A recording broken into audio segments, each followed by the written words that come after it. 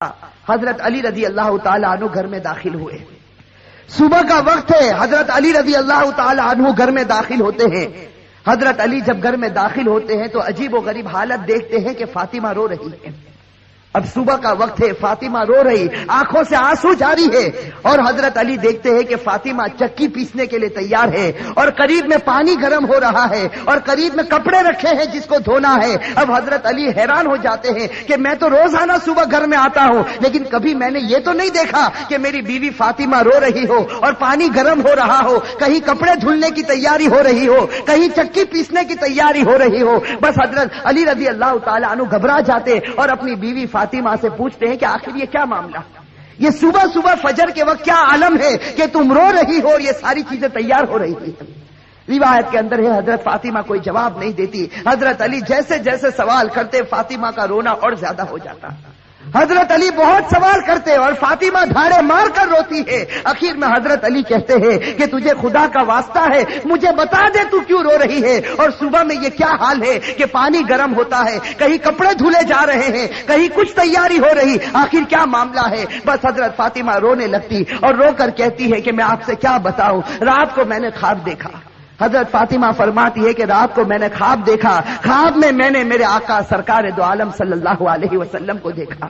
خواب میں نے میرے والد نبی کو دیکھا کہ وہ کسی چیز کو تلاش کر رہے, وہ کسی چیز کو ڈھونڈ رہے ہیں. فاطمہ فرماتی ہے کہ میں نے خواب میں میرے والد سے پوچھا کہ اے میرے ابا جان, اے میرے نبی, تم کون سی چیز تلاش کرتے ہو, تم کس کو ڈھونڈتے ہو؟ تو میرے نبی, میرے ابا نے کہا کہ فاطمہ بیٹی میں تجھے ہی تلاش کر رہا ہوں, بیٹی میں تجھے ہی تلاش کرتا ہوں, میں تجھے ہی ڈھونڈ رہا ہوں. روایت کے اندر ہے کہ حضرت فاطمہ رضی اللہ تعالی عنہ یہ خواب بتاتی ہے اور اس کے بعد اپنے شوہر علی سے کہتی ہے کہ علی آج میرا یہ آخری دن ہے, میرے نبی نے, میرے والد نے مجھے بتا دیا, اب کچھ ہی دیر میں اپنے خدا کو پیاری ہونے والی ہوں, یہ میرا آخری وقت ہے. حضرت علی رضی اللہ تعالی عنہ دھاڑے مار کر روتے ہیں. روایت کے اندر ہے کہ حضرت علی پوچھتے ہیں کہ اے فاطمہ, ابھی تیرے والد کو انتقال ہوئے 6 مہینے بھی نہیں گزرے, ابھی ان کا غم ہمارے سینوں کے اندر ہے, تیرا انتقال ہو جائے گا, ہم غم کو کیسے برداشت کریں گے؟ فاطمہ جواب دیتی ہے کہ علی اپنے شوہر سے کہتی ہے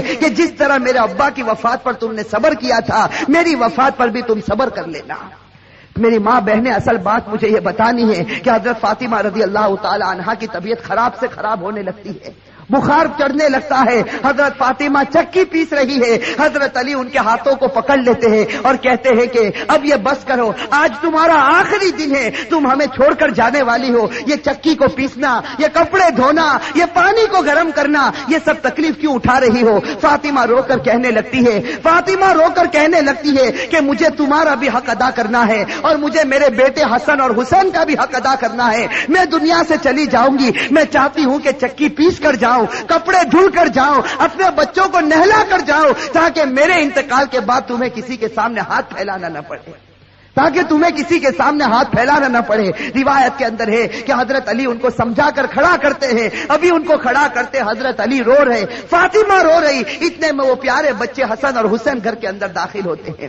میرے بھائیو, سوچو اس ماں کے دل کے اوپر کیا گزرتی ہوگی جو اپنے بچوں کو, حسن اور حسین کو آخری مرتبہ دیکھتی ہے. حضرت فاطمہ دونوں بچوں کو اپنے سینے سے لگا لیتی ہے. حضرت علی رو رہے, فاطمہ روتی. ان کا رونا دیکھ کر وہ 2 معصوم بچوں کو رونا آ جاتا. وہ 2 معصوم بچے جب روتے ہیں اور اپنی ماں سے پوچھتے ہیں کہ ماں تو کیوں روتی ہے, اپنے باپ سے پوچھتے ہیں کہ ابا جان تم کیوں روتے ہو, علی کوئی جواب نہیں دیتے, فاطمہ کوئی جواب نہیں دیتی. فاطمہ صرف بچوں سے اشارہ کرتی ہے کہ تم میرے والد کی قبر کے اوپر چلے جاؤ, تم میرے نبی کی قبر پر چلے جاؤ. تاریخ میں یہ بات لکھی ہے کہ حسن اور حسین دونوں معصوم بچے ہیں, دونوں لاڈلے بچے ہیں. نبی کی قبر کے اوپر جاتے ہیں, ابھی قبر کے اوپر کھڑے ہوتے ہیں کہ اندر سے آواز آتی ہے, حضرت محمد رسول اللہ صلی اللہ علیہ وسلم کی آواز آتی ہے کہ اے میرے نواسے, تم اپنی ماں کے پاس چلے جاؤ, میرے پاس تو تم بعد میں بھی آ سکتے ہو, لیکن آج آخری دن ہے, اس دن کے بعد تمہیں اپنی ماں کا چہرہ نظر نہیں آئے گا.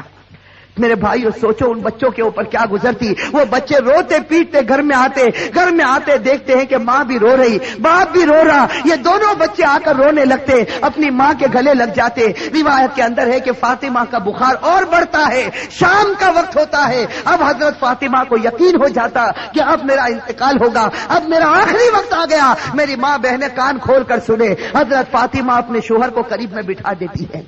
حضرت فاطمہ علی رضی اللہ تعالی عنہ کو قریب میں بٹھاتی ہے اور حضرت فاطمہ کہتی ہے, اپنے شوہر سے کہتی ہے کہ میں 3 بات تمہارے سامنے رکھتی ہوں. میری ماں بہنیں اس بات کو سنیں اور سوچیں کہ ہم اپنی زندگی کو کیسے بدلیں.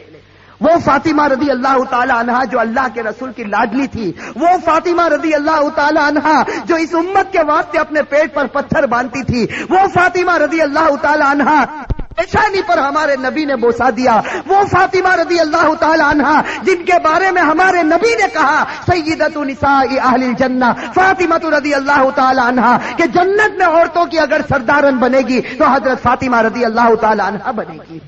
وہ فاطمہ رضی اللہ تعالی عنہا کا آخری وقت ہے, پیشانی کے اوپر پسینہ ہے, اپنے بستر پر لیٹی ہوئی ہے اور بخار بڑے زوروں کے اوپر ہے. اپنے شوہر کو قریب بٹھاتی ہے اور پہلا جملہ کہتی ہے, حضرت علی سے کہتی ہے, ان کے شوہر ہے, قریب میں معصوم بچے بیٹھے رو رہے, کبھی اپنی ماں کا منہ دیکھتے ہیں, کبھی اپنے باپ کا منہ دیکھتے ہیں. حضرت فاطمہ اپنے شوہر سے کہتی ہے کہ علی معلوم نہیں تمہارے نکاح میں آنے کے بعد میری طرف سے تم کو کتنی تکلیف پہنچی ہوگی. فاطمہ کہہ رہی کہ اے میرے شوہر معلوم نہیں جب سے میں تمہاری نکاح میں آئی ہوں معلوم نہیں میری وجہ سے تم کو کتنا دکھ اٹھانا پڑا ہوگا, تم کو میری وجہ سے کتنی تکلیف اٹھانی پڑی ہوگی. فاطمہ کہتی ہے میرے شوہر خدا کے واسطے میرے مرنے سے پہلے مجھے معاف کر دے.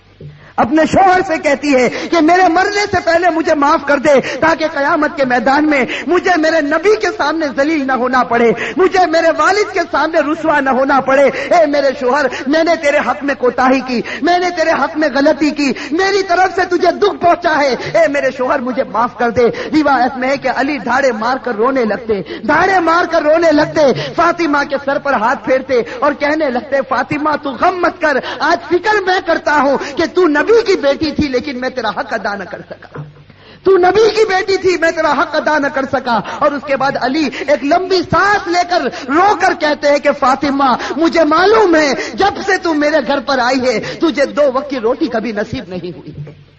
میرے بھائیو روایت کے اندر ہے کہ فاطمہ رضی اللہ تعالی عنہا دھاڑے مار کر روتی ہے اور کہتی ہے, ایک دوسری بات کہتی ہے کہ اے میرے شوہر میرے انتقال کے بعد تمہیں جس عورت کے ساتھ نکاح کرنا ہو کر لینا. فاطمہ کہتی ہے میرے انتقال کے بعد جس عورت کے ساتھ نکاح کرنا ہو کر لینا. اس کے بعد اپنے پیارے بیٹے حسن اور حسین کی طرف کر کے کہتی ہے, اور حسین کی طرف اشارہ کر کہتی ہے کہ علی کے ساتھ نکاح کرنا ہو نکاح کرنا, لیکن ایک رات میرے ان بچوں کے پاس بھی گزارنا. یہ معصوم ہے, یہ اپنا اچھا اور برا نہیں سمجھتے, جب یہ بالغ ہو جائے تو ان کو خدا کے حوالے کر دینا. اور تیسری بات میری ماں بہنیں کان کھول کر سنیں, یہ ہمارے نبی کی بیٹی کی آخری وصیت, ہمارے نبی کی لاڈلی بیٹی کی آخری وصیت. حضرت فاطمہ رضی اللہ تعالی عنہا فرماتی ہے کہ اے میرے شوہر, حضرت علی سے کہتی ہے کہ میرے شوہر جب میرا انتقال ہو جائے تو کسی کو نہ بلانا, جب میرا انتقال ہو جائے, جب میری وفات ہو جائے کسی کو نہ بلانا. حضرت علی بڑے جوش میں آ جاتے اور کہتے ہیں کہ تو نبی کی بیٹی ہے اور تو کہتی کسی کو نہ بلانا, میں تو سارے مدینے والوں کو بلاؤں گا, میں انصار کو بلاؤں گا, میں مہاجرین کو بلاؤں گا, میں پورے مدینے کو تیرے جنازے میں جمع کر دوں گا. حضرت فاطمہ اشارے سے کہتی ہے کہ نہیں, میرے جنازے میں کسی کو نہ بلانا, میرے جنازے میں صرف تم ہوں گے اور میرے یہ 2 معصوم بیٹے ہوں گے, ان کے سوا میرے جنازے میں کوئی نہ آئے. حضرت علی پوچھتے آخر وجہ کیا ہے؟ حضرت فاطمہ رونے لگتی اور رو کر کہنے لگتی ہے کہ میرے والد نے مجھ سے کہا تھا کہ بیٹی پردے میں رہنا, میرے والد نے مجھ سے کہا تھا بیٹی پردے میں رہنا, میں نے میری والد کی بات کو پورا کر لیا.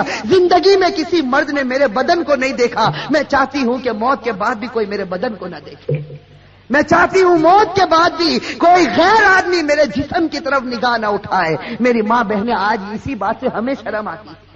آج ہماری ماں بہنوں کو کہا جائے کہ بھائی پردہ کر لو, اور ہمارے جوانوں کو کہا جائے کہ تیرا چہرہ ایسا بنا دے جو چہرہ تیرے نبی کا تھا, تو میرے بھائیوں ہمیں پسند آتا ہے. میرے بھائیوں ہمارے جوانوں سے پوچھو کہ بھائی چہرے پر داڑھی رکھ لے، ہماری ماں بہنوں کو کہو پردہ کر لے، میرے بھائیوں یہ ہمیں پسند نہیں آتا۔ بتاؤ اگر نبی سے سچی محبت ہوتی، فاطمہ سے سچی محبت ہوتی تو فاطمہ کی آخری وصیت ہے کہ زندگی میں کسی نے میرے بدن کو نہیں دیکھا، میں چاہتی ہوں کہ موت کے بعد بھی کوئی میرے بدن کو نہ دیکھے۔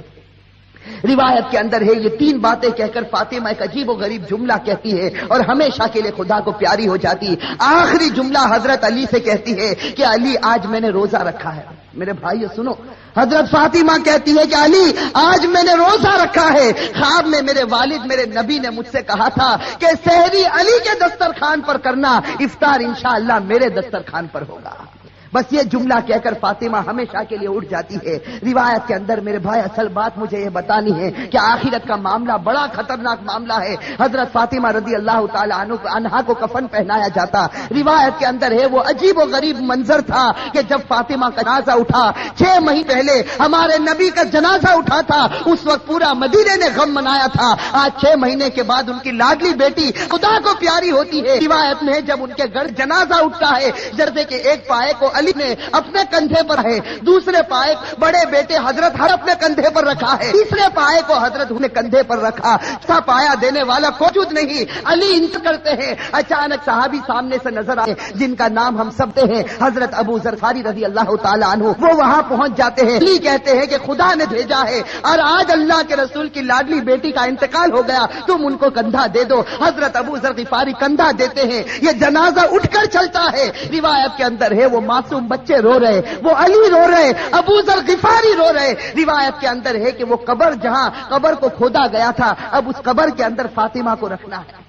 میری ماں بہنیں کان کھول کر سنیں، جب اس قبر کے اندر فاطمہ کو رکھنا ہوتا ہے، حسن اور حسین جو معصوم بچے اپنی ماں کو جب قبر میں رکھنے جاتے ہیں تو بے چین ہو کر تڑپنے لگتے ہیں جیسے کوئی مچھلی بغیر پانی کے تڑپتی ہے۔ حضرت علی کی آنکھوں سے آنسو جاری ہے، داڑھی مبارک تر ہو گئی ہے، کپڑا مبارک تر ہو چکا، حضرت علی رو رہے، وہ معصوم بچے روتے۔ ان کا رونا دیکھ کر حضرت ابو ذر غفاری رضی اللہ تعالی عنہ کے اندر ایک حالت پیدا ہو جاتی ہے۔ حضرت ابو ذر غفاری برداشت نہیں کر سکتے اس منظر کو۔ حضرت ابو ذر غفاری جب حضرت فاطمہ کے جنازے کو رکھنے جاتے ہیں تو قبر کے ساتھ میں بات کرنا شروع کرتے ہیں۔ ابو ذر غفاری اس قبر سے کہتے ہیں یا قبر، حضرت ابو ذر غفاری اس قبر سے کہتے ہیں یا قبر اتدری من التی جئنا بها الیک، یا قبر اتدری من التی جئنا بها الیک، هذه بنت رسول الله، هذه زوجة علی، هذه ام الحسنین۔ حضرت ابو ذر غفاری اس قبر سے کہتے ہیں کہ ایک قبر تجھے معلوم ہے ہم کس کا جنازہ لے کر آئے؟ اس لیے کہ حضرت ابو ذر غفاری سے برداشت نہیں ہوتا، وہ معصوم بچے روتے ہیں، وہ علی جیسا بہادر آج اپنی آنکھوں سے آنسو بہاتا ہے، تو حضرت ابو ذر غفاری اس قبر سے کہتے ہیں یا قبر، اے قبر تجھے معلوم ہے ہم کس کا جنازہ تیرے اندر رکھتے ہیں؟ یہ اس کا جنازہ ہے جس کو اللہ کے رسول کی بیٹی کہا جاتا، یہ اس کا جنازہ ہے جس کو علی کی بیوی کہا جاتا، یہ اس کا جنازہ ہے جس کو حسن اور حسین کی ماں کہا جاتا۔ روایت کے اندر ہے کہ ابو ذر غفاری جنازے کو رکھتے یہ جملہ کہتے ہیں، قبر کے اندر سے آواز آتی، قبر کے اندر سے آواز آتی یا ابا ذر، اے ابو ذر، ھذا لیس بیت نسب ولا حسب، کہ ابو ذر یہاں خاندان مت گناؤ، یہاں خاندان اور رشتے مت گناؤ، یہاں تو یہ بتاؤ اچھے عمل کر کے کون آیا اور برے عمل کر کے کون آیا۔